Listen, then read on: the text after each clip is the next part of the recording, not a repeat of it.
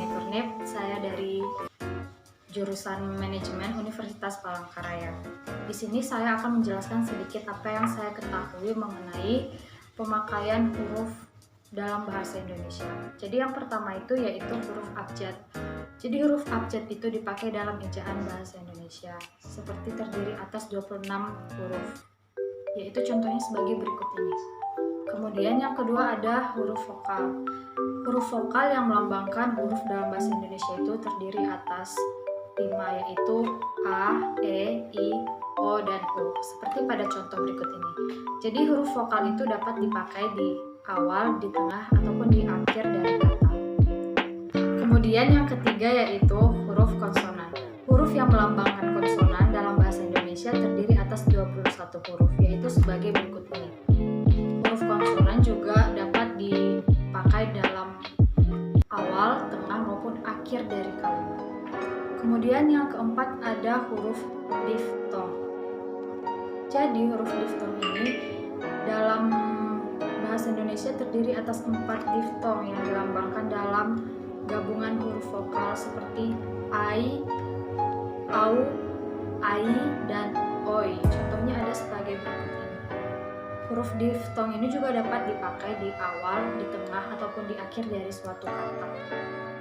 Kemudian yang kelima yaitu gabungan dari huruf konsonan.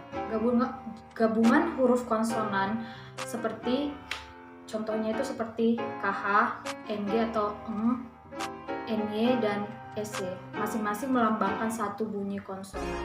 Jadi gabungan huruf konsonan ini juga dapat dipakai di awal, di tengah, maupun di akhir dari suatu kalimat. Contohnya sebagai berikut ini. Kita bisa lihat secara bersama-sama. Kemudian yang keenam yaitu huruf kapital. Jadi fungsi huruf kapital ini sangat banyak sekali. Jadi saya akan memberitahukan beberapa di antaranya. Yang pertama yaitu huruf kapital dipakai sebagai huruf pertama awal kalimat. Kemudian huruf kapital dipakai sebagai huruf pertama unsur nama, termasuk julukan seperti Amir, Vera, Neuke, dan juga Lisda. Kemudian yang ketiga, ada juga huruf kapital dipakai pada awal kalimat dalam petikan kalimat langsung. Kemudian yang keempat, huruf kapital dipakai sebagai huruf pertama setiap kata nama agama, kitab suci, dan Tuhan. Tuhan di sini ada termasuk beberapa macam. Jadi kita harus memakainya di awal kalimat, di awal kata itu adalah huruf kapital. Hanya itu saja yang saya sampaikan fungsi dari beberapa huruf kapital. Kemudian kita lanjut sebagai huruf miring. Jadi yang ketujuh ini adalah huruf miring.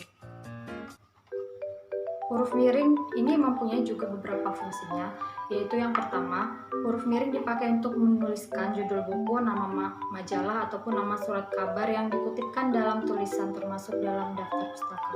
Jadi ketika kita membuat suatu makalah dan di akhir slide-nya itu kan mempunyai daftar pustaka. Jadi di daftar pustaka itu kita memakai huruf miring. Contohnya sebagai berikut ini. Kemudian yang kedua, huruf miring dipakai untuk menegaskan atau mengkhususkan huruf bagian kata atau kelompok kata dalam kalimat.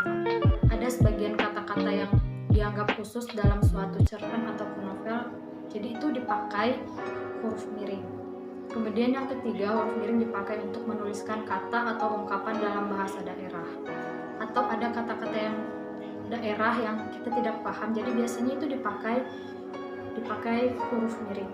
Seperti pada contoh berikut ini. Kemudian yang terakhir yaitu huruf tebal. Jadi huruf tebal ini juga mempunyai beberapa fungsi. Yang pertama yaitu untuk menegaskan bagian tulisan yang sudah ditulis miring. Contohnya pada berikut ini.